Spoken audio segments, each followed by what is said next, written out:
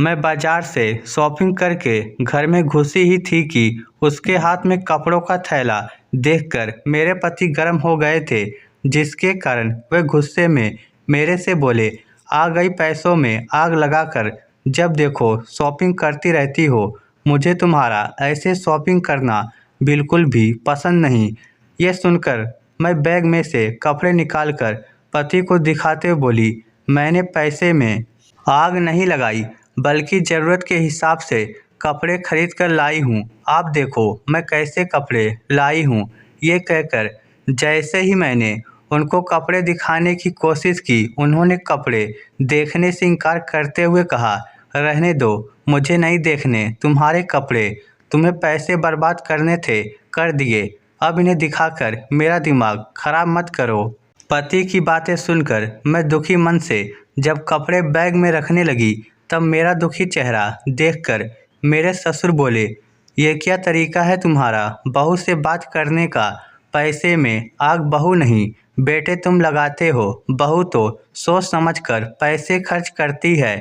तुम सिर्फ अपने बारे में सोचते हो। बाजार जाते हो तो सिर्फ अपने लिए ही बेहिसाब पैसे खर्च करके कपड़े खरीद कर लाते हो। लेकिन बहू हम सबके बारे में सोचती है। वह अपने लिए कम और हमारे लिए ज़्यादा कपड़े खरीद कर लाती है। क्या ठंड सिर्फ तुम्हें लगती है?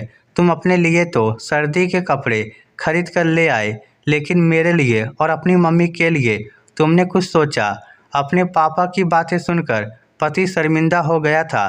3 साल पहले ही हमारा विवाह हुआ था। मेरे पति एक मल्टीनेशनल कंपनी में मैनेजर की जॉब करते थे। वह जब भी बाजार जाता सिर्फ अपने लिए ही कपड़े और ज़रूरत का सामान खरीद कर लाता था, लेकिन मैं जब भी बाजार जाती अपने सास ससुर के लिए कपड़े और ज़रूरत का सामान खरीद कर लाती थी। बाजार से लेकर जब मैं उन कपड़ों को पति को दिखाने की कोशिश करती, तब वो कपड़ों को देखने की बजाय मुझसे गुस्से में कहता, रहने दो, मुझे नहीं देखने तुम्हारे कपड़े। तुम्हें पैसे बर्बाद करने का शौक था, जो तुमने कर दिया। ना मुझे कुछ देखना ना सुनना, ले जाओ इन्हें यहाँ से। तब पति की बात सुनकर मैं चुपचाप कपड़े ले जाकर अपने सास ससुर को दे देती थी। कुछ दिनों बाद जब सर्दी का मौसम आया तो एक दिन उसके पति बाजार गए और अपने लिए गर्म कपड़े खरीद कर लाए थे।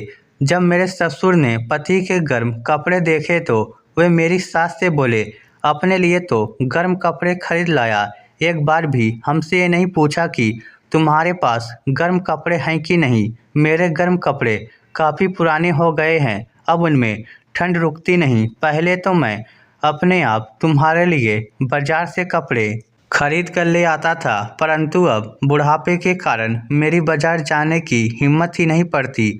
बेटा कितना स्वार्थी हो गया है, सिर्फ अपने बारे में ही सोचता है, हमारे बारे में कुछ नहीं सोचता।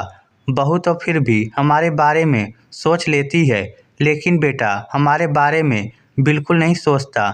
मैं उस वक्त रसोई में खाना बना रही थी। जब मैंने अपने ससुर की बात सुनी तो मैं बाजार जाकर अपने सास ससुर के लिए गर्म कपड़े ले आई थी। जब पति ने कपड़े देखने से इनकार कर दिया तो उसके पापा उसे कपड़े दिखाते हुए बोले, देख बहू, अपने लिए नहीं हमारे लिए कपड़े लेकर आई है, देख गौर से। जब पति ने अपने पापा के कहने पर वह कपड़े देखे तो उन्हें देखकर वह शर्मिंदा हो गया था। वह मेरे से बोला, माफ़ कर दो मुझे, मैंने बगैर सोचे समझे तुम पर पैसे बर्बाद करने का इल्ज़ाम लगा दिया। मुझसे अच्छी तो तुम हो जो मम्मी पापा का बेहद ख्याल रखती हो। मैं ही स्वार्थी था जो अपने मम्मी पापा का ख्याल न रख सका। आज तुमने मेरी आंखें खोल दी, आगे से मैं भी मम्मी पापा का पूरा ख्याल रखूँगा। पति की बात सुनकर मेरे चेहरे पर मुस्कुराहट आ गई थी। यह देखकर मेरी सास ने मुझे गले लगाकर कहा, बहुत खुशनसीब हूँ मैं जो मुझे तेरी जैसी बहू मिली। सास की बात सुनकर मैं खिलखिलाकर हंसने लगी। इस स्टोरी को लेकर आपकी क्या राय है, नीचे कमेंट करके हमें ज़रूर बताइएगा।